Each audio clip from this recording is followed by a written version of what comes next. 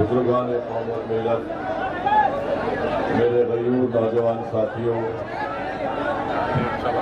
मेरे तमाम मजलिस रुस्ता, आप तमाम का बहुत शुक्रिया कि आप अपना कीमती वक्त निकाल कर आज मजलिस इत्तेहादुल मुस्लिमीन के इस इलेक्शन रैली में आप आए। और आप जानते हैं कि गोपालगंज विधानसभा से मजलिस इत्तेहादुल मुस्लिमीन के उम्मीदवार हमारे भाई मरहूम असलम मुखिया के बेटे अनस सलाम साहब हैं। मैं सबसे पहले अल्लाह से दुआ करता हूं कि अल्लाह सुब्हाना व तआला हमारे मरहूम दोस्त जनाब असलम मुखिया की अल्लाह मग़फ़िरत करे, उनकी खबर को नूर से भर दे। और हम उम्मीद करते हैं कि यहाँ का एडमिनिस्ट्रेशन जो असल कातिल है हमारे भाई असलम मुखिया का, जो अभी तक नहीं पकड़ा गया है, उसको जल्द से जल्द कानून अपनी गिरफ्त में लेगा।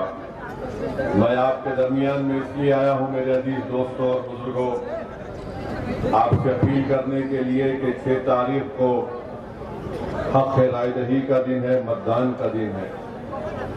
आप तमाम से ये बोलने आया हूँ, अपील करने आया हूँ कि आप अपना एक वोट मजलिस के इंतखाबी निशान पतंग छाप पर बटन दबाकर आप अपने इत्तेहाद का सबूत दीजिए, अपने सियासी शऊर का सबूत दीजिए। और गोपालगंज विधानसभा में अगर आप विकास चाहते हैं तो यकीनन आपको यहाँ से एमआईएम पार्टी के उम्मीदवार को कामयाब और कामरान करना है। जो लोग यहाँ पर आज नहीं पहुँच सके और जो लोग आज यहाँ पर हैं, मैं आपसे अपील कर रहा हूँ कि आप उन तक हमारा पैगाम पहुँचाइए। असदुद्दीन ओवैसी यहाँ पर आया था और उसने आकर हम तमाम से ये कहा कि 6 तारीख के दिन आपको गोपालगंज में एक तारीख बनाना है। मरहूम असलम साहब ने इलेक्शन लड़ा था, उस वक्त भी आप तमाम ने बड़ी जुर्रत और बहादुरी के साथ मजलिस के उम्मीदवार के हक में अपना वोट दिया। मैं आपका शुक्रगुजार हूँ। मगर अब की बार हमको यहाँ से अपना विधायक को कामयाब और कामरान करना है, ताकि वो बिहार की विधानसभा में जाकर यहाँ पर जो तालीम का मसला है, जो यूनिवर्सिटी एक जिले में नहीं है, उसको बना सके। यहाँ पर अस्पताल नाम का तो है, मगर यहाँ पर डॉक्टर और दवाएं नहीं मिलती हैं। यहाँ का नौजवान बेरोजगार है, उसका मुकद्दर बेरोजगारी बना दिया गया है। और आप जानते हैं कि बड़ी तादाद में नौजवान यहाँ से निकलकर भारत के कोने कोने में चले जाती हैं। गांव में रोड नहीं है और फिर आप देखते हैं कि बहुत ज्यादा यहाँ पर किसानों को परेशानी है, सिंचाई का इंतजाम नहीं है, बिजली का कोई मौसर इंतजाम नहीं है। तो ये तमाम ऐसे मसले हैं जहां पर आपको एक हरकियाती विधायक को कामयाब करना है। जो एमआईएम पार्टी ने अनस सलाम को यहां पर आपके सामने पेश किया है।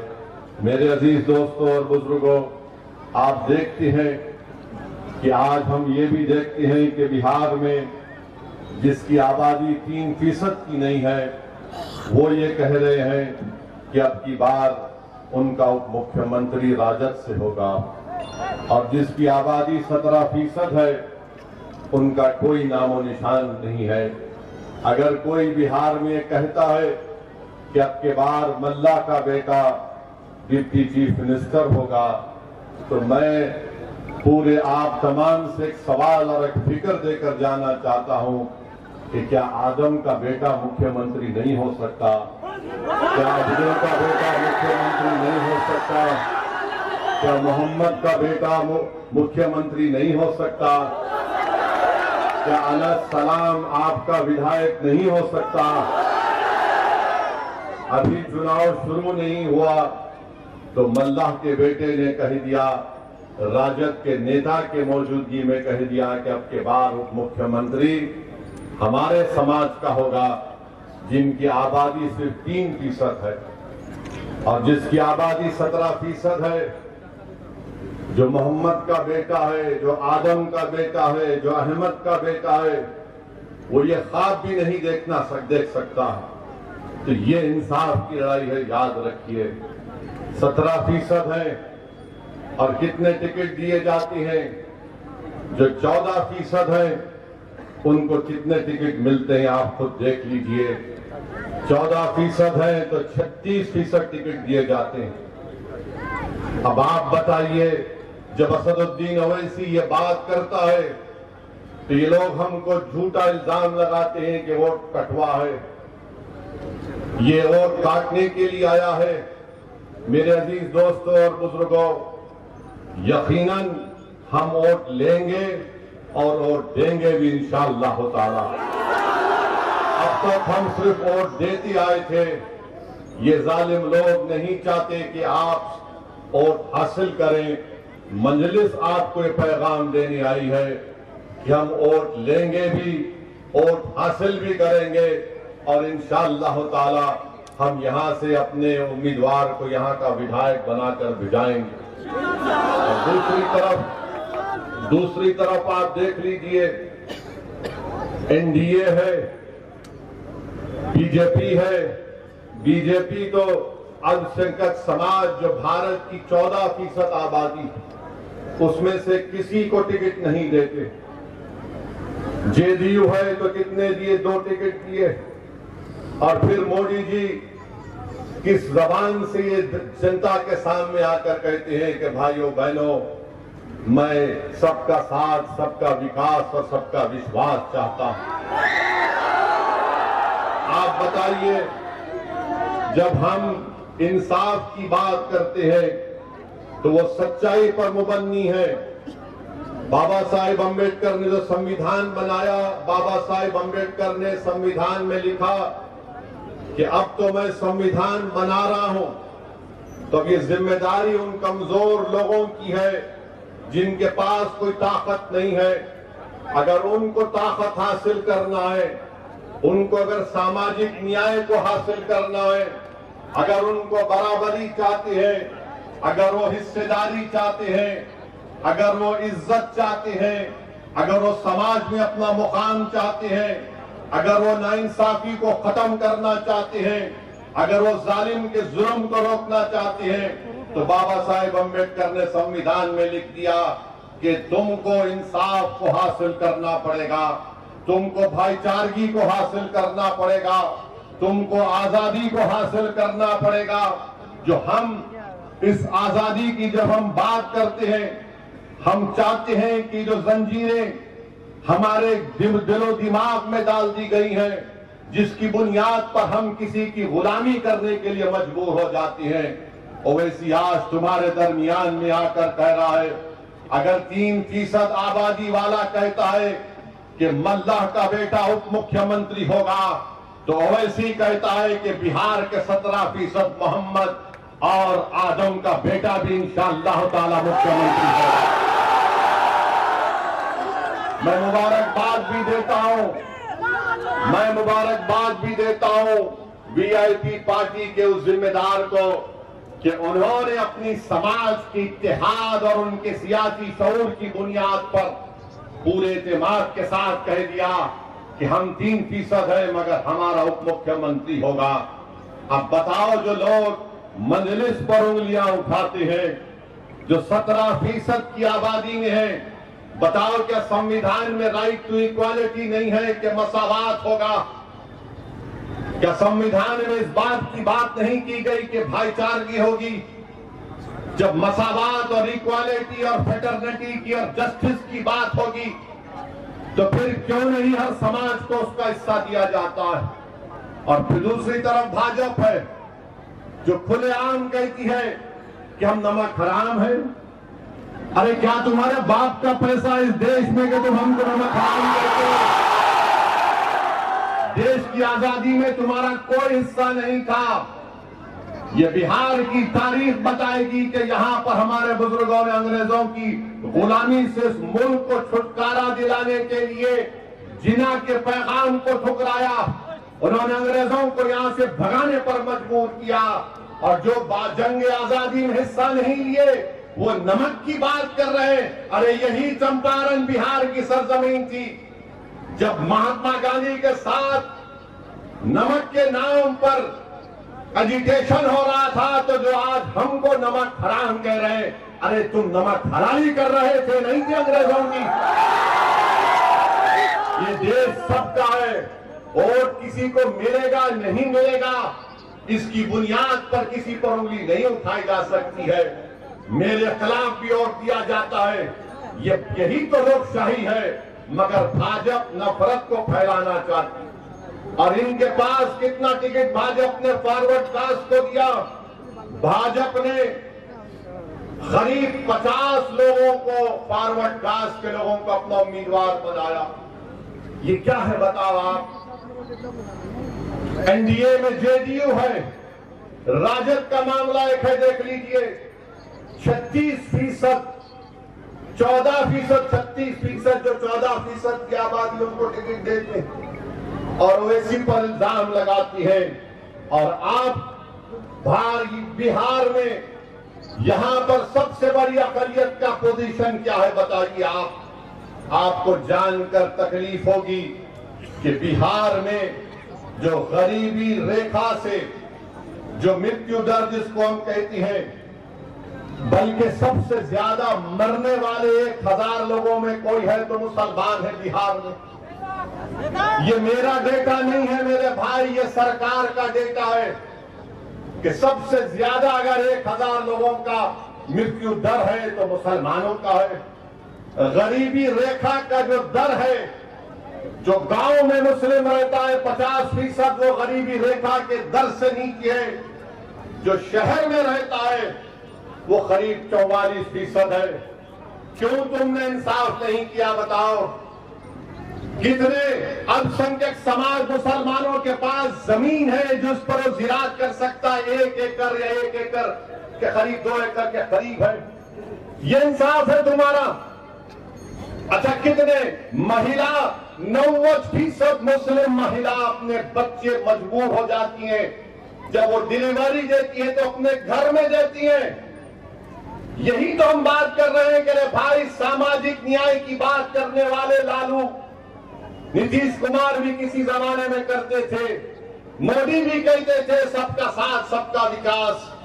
ये गवर्नमेंट का, हुकूमत का डेटा है, मेरे दिमाग का, दिल का बना हुआ नहीं है। इसको सोचकर जब तुम 6 तारीख को वोट डालने जाओगे तो तुमको वोट देना पड़ेगा।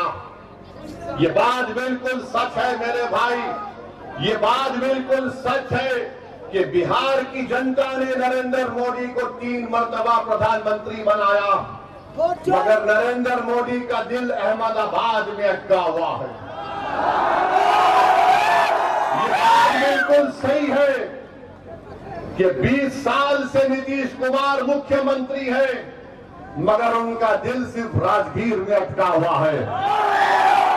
ये बात बिल्कुल सच है कि तुमने 20 साल लालू परिवार को मुख्यमंत्री बनाया, फिर 25 साल में कई मर्तबा उनके बेटे उप मुख्यमंत्री बन गए। तुमने झोली भर भर कर उनको वोट दिया, मगर लालू का दिल सिर्फ अपने बेटे में अटका हुआ है।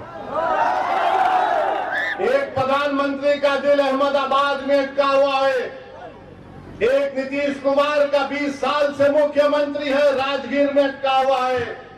एक राजद का लालू परिवार है, सिर्फ एक ही अपने बेटे में अटका हुआ है। बताओ कहां विकास होगा। तो विकल्प क्या है? विकल्प MIM पार्टी है। हमने रावण के साथ, चंद्रशेखर आजाद रावण के साथ और स्वामी प्रसाद मौर्य के साथ मिलकर हमने अलायंस किया है। तो हम आपको बताने आए हैं मेरे अजीज दोस्तों और बुजुर्गों कि आप अपने एक वोट का सही इस्तेमाल करिए। रहा सवाल अमित शाह का जो बार बार दिन रात उनको एक ही चीज नजर आती है, घुसपैठिया घुसपैठिया घुसपैठिया। अरे अगर बिहार में घुसपैठिया है तो शाह साहब आप सो रहे थे। देश के गृह मंत्री आप हैं, बीएसएफ तुम्हारे पास है, पूरी हुकूमत तुम्हारे पास है, कैसा कोई बॉर्डर क्रॉस करके बिहार में आ रहा है? मगर अपनी गलती को मानने को तैयार नहीं है। अच्छा, इतना झूठ बोलते हैं। इलेक्शन कमीशन ने एसआईआर किया तो क्या 2 घुसपैठिया निकले? 2 निकले सीमांचल में। बताओ अमित शाह, कितने घुसपैठी निकले बिहार में एसआईआर के बाद? तुमने कितने नाम इलेक्शन कमीशन ने निकलवा दिए? कितने घुसपैठी थे बताओ? कुछ नहीं बोल सकते, मगर अमित शाह जनता में आकर बोलते हैं घुसपैठी को निकालना है, नहीं निकालना है तो हर जनता बोलेगी निकालो, मगर निशाना किधर है? अपनी गलती को मानने को तैयार नहीं है। मेरे अजीज दोस्तों और बुजुर्गों, आपकी क़यादत होना जरूरी है। भारत की जमहूरियत मजबूत होगी, भारत की जमहूरियत मजबूत होगी। आप बताइए, 17% अल्पसंख्यक समाज मुसलमानों की आबादी है और कितने पूरे पार्टी टिकट देते हैं? क्या हाल बना के रख दिया आपने? सिर्फ हमसे वोट ले लेंगे और उसके बाद हमको लाचार और लावारिस करके छोड़ देंगे। तो मैं आपसे अपील करने आया हूं मेरे अजीज दोस्तों और बुजुर्गों, अगर हम इस मुल्क में जमहूरियत को मजबूत करना चाहती है तो 6 तारीख के दिन आपसे अपील कर रहे हैं कि आप एक नौजवान को यहां से अपना विधायक बनाकर भिजाइए। सब लोग पतंग साहब तो वोट देंगे इंशाअल्लाह। अब वादा कर रहे हैं आप, याद रखिए बिहार में जंगल राज अभी भी चल रहा है।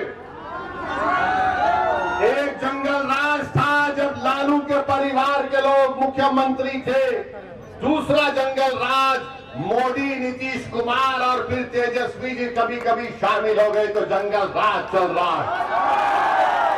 ये वो पहला पार्ट 1 था, ये पार्ट 2 चल रहा है। वैगन और गाड़ी से है, गाड़ी का नंबर है 6201, जिसमें राज ले लीजिए, वोट तो ले लिया, मोबाइल में रिकॉर्ड हो रहा है, कोई और कर रहा था, गरीब को कोई फायदा नहीं। मेरा नंबर लीजिए। अरे बिहार में 4% लोग 8954 4% 89 बेरोजगारी का तनासुब है, 4% देश से ज्यादा। 42 बिहार में 28% लोग 46 अपना घर बार छोड़कर देश के कोने कोने में जाते हैं और फिर बिहार में उनके 28% लोग जाने की वजह से हो गया, करीब 30 से 50% घर मुतासिर होते हैं। नरेंद्र मोदी, नीतीश कुमार, तुमने कौन सा विकास किया बताओ? बोलते हैं 125 यूनिट बिजली के फ्री देंगे। जाकर किसी किसान से पूछो जो ट्यूबवेल से पानी निकाल कर अपनी जमीन पर पानी छोड़ता है, 6-6 घंटे 8-8 घंटे बिजली नहीं आती, 6-6 घंटे। मगर आज बड़े बड़े बुलंद बांग दावे किए जा रहे। अरे 20 साल तुमको सत्ता मिली नीतीश कुमार, नरेंद्र मोदी, और बिहार में आपने करप्शन को आम कर दिया, भ्रष्टाचार को, रिश्वत को आम कर दिया। एक रेट होता है, इतना पैसा देंगे तो म्यूटेशन होगा, इतना पैसा देंगे तो रजिस्ट्री होगा, इतना पैसा देंगे तो आवास योजना में हिस्सा मिलेगा। अरे तुम 20 साल से गरीब का खून चूस कर हमारी माओ के अकाउंट में सिर्फ 60,000 रुपये डालते हो। अरे तुमको तो डालना था, इतनी रिश्वत तुम्हारे दौर में आम हो गई कि तुम कम से कम एक के अकाउंट में 50,000 डालते तो शायद हम कैसे मान सकते थे कि तुमने रिश्वत का एक 5% हिस्सा गरीबों को दिया। इतना रिश्वत तुमने लिया है। तो बहरहाल मेरे अजीज दोस्तों और बुजुर्गों, आप तमाम से अपील है कि 6 तारीख के दिन मुत्तहिदा तौर पर अपने वोट का इस्तेमाल करिए। लोग आएंगे, हमको गाली देंगे, हमको इसकी कोई फिक्र नहीं है। लोग इल्जाम लगाते, हमको कोई फिक्र नहीं है, मगर हमारा एक ही ख्वाब है कि हम इस दुनिया से जाने से पहले देखना चाहती है कि भारत की जमहूरियत और मजबूत हो, और मजबूत ऐसे होगी जब यहाँ पर अल्पसंख्यक समाज को उनके अपनी सियासी लीडरशिप होगी। आपको अपने ओर से अपनी सियासी लीडरशिप को बनाना है। यहाँ से एमआईएम पार्टी के उम्मीदवार को कामयाब करिए। आप आए यहाँ पर, बहुत बहुत शुक्रिया। जो नहीं आ सके, हमारा पैगाम उन तक जरूर पहुंचाइए। अस्सलाम वालेकुम व रहमतुल्लाह।